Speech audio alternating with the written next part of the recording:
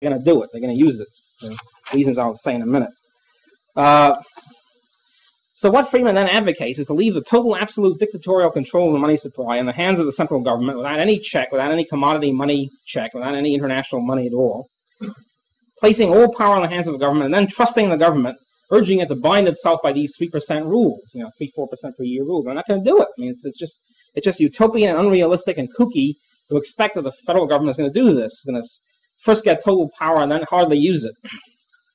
And I think we know about power by this time in the 20th century. You know this sort of thing isn't done.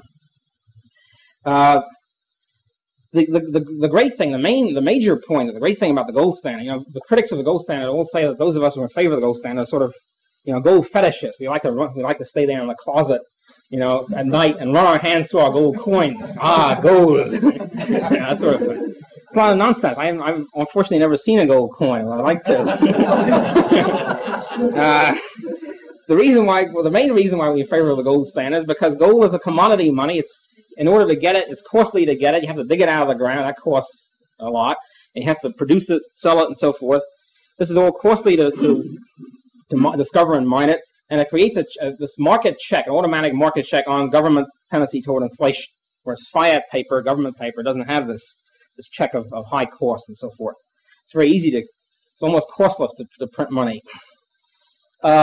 Also, another point is, I think a very important one, is that money is really a key command post of the entire economic system. Money, of course, is used in every exchange, every transaction, as money is one part of it. So money is the most important single commodity, and he who controls the money supply, I think, is a long way to controlling the whole economic system, regardless of whether you say, well, yes, we're in favor of the free market, or against any intervention except in money. But if you allow intervention in money, you've really got the whole system in your hands anyway. And as I say, Friedman would not only leave this power in the hands of the state, he welcomes it, he's in favor of it. He sort of would shove the power in the hands of the state. It's unlimited power to print money. The state printing of money, and of course there's a bank credit based on the controlled banking system, which is really a government operation by this time. This whole system is really nothing more nor less, I think very bluntly, simply legalized counterfeiting. Now, the reason why I think the inherent tendency of the state is inflation is simply this. If you or I or any one of us or any group of us were given an absolute power, somebody came to us and handed us the printing presses and said, okay, you guys from now on have a complete control of the printing press. You have a compulsory monopoly of the printing presses. You can print whatever you want, whatever money you want. You can use it for any purposes you want. Anybody else who prints it gets shot or gets 30 years in jail. And then it's handed to us. What will we do with it? We print it. We use it. I think it's it's inevitable. And this is what happens with the government. The government has allocated to itself, arrogated to itself, the compulsory monopoly of the use of the printing press, and so they use it. It's I think as simple as all that. And they use it more and more. And it's very easy. You don't have to work. You make money without working for it, without even taxing for it. Taxes are kind of, working is a pain in the neck, and taxing is kind of onerous. It's a pain in other people's neck, and they start complaining. Print money is very simple. Nobody knows about it. It's sort of done in the dark of night. Nobody understands monetary theory anyway.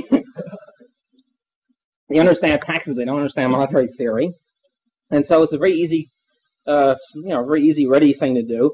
And then when the state inflates the money supply, and then 6 months later, a year later, prices start going up, the state can always blame other people. Everybody else gets blamed, of course. This is, of course, a characteristic. Speculators get blamed, businessmen, unions, consumers in general.